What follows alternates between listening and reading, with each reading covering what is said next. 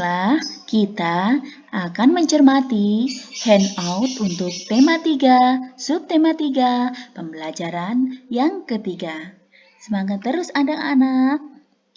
Muatan yang pertama yaitu ilmu pengetahuan alam, kemudian bahasa Indonesia.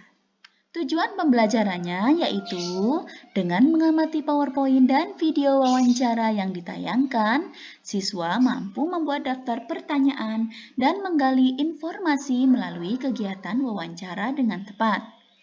Dengan mengamati PowerPoint dan video wawancara yang ditayangkan, siswa mampu membuat laporan tertulis tentang wawancara menggunakan kosakata baku dan kalimat efektif dengan sistematis. Setelah siswa mengamati PowerPoint dan video tentang wawancara yang ditayangkan, siswa melakukan observasi dan mampu menjelaskan pentingnya penghijauan sebagai salah satu upaya pelestarian sumber daya alam dengan lengkap. Dan tujuan pembelajaran yang keempat, setelah mengamati PowerPoint dan tayangan video tentang kegiatan menanam tanaman, siswa mampu melakukan praktek nyata untuk melestarikan sumber daya alam dan lingkungan sendiri. Baik, yang pertama materinya tentang merawat tumbuhan dan hewan. Merawat tumbuhan dan hewan di sekitar adalah salah satu contoh sikap peduli lingkungan. Dengan merawat tumbuhan dan hewan, secara tidak langsung kita telah melestarikan lingkungan. Berikut adalah beberapa cara merawat tumbuhan dan hewan yang dapat kita lakukan bersama. Yang pertama, untuk merawat tumbuhan kita lakukan penyiraman.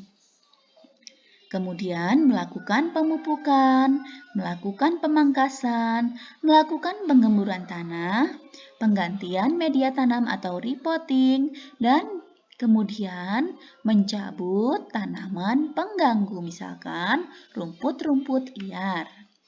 Untuk merawat hewan yang kita bisa lakukan yaitu pemberian makan secara teratur, menjaga kebersihan hewan dan kandang secara teratur, pemberian vaksin minimal 1 bulan sekali, dan kemudian menyediakan air minum yang cukup. Untuk kegiatan pelestarian lingkungan, bisa kita lakukan dengan cara penghijauan. Penghijauan adalah sebuah kegiatan pelestarian lingkungan yang dilakukan dengan menanam pepohonan di lahan-lahan kosong. Ingat, penghijauan berbeda dengan reboisasi.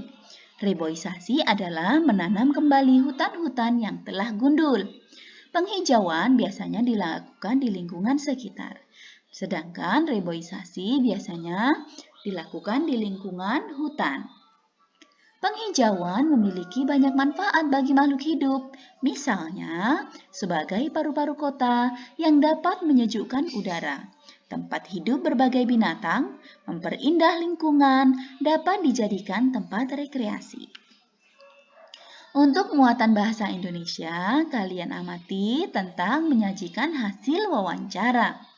Hasil wawancara dapat disajikan dalam bentuk laporan hasil wawancara dan melalui presentasi.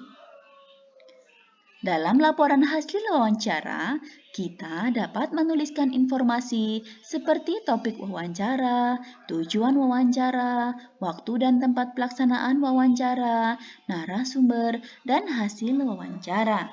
Berikut cara mempresentasikan hasil wawancara.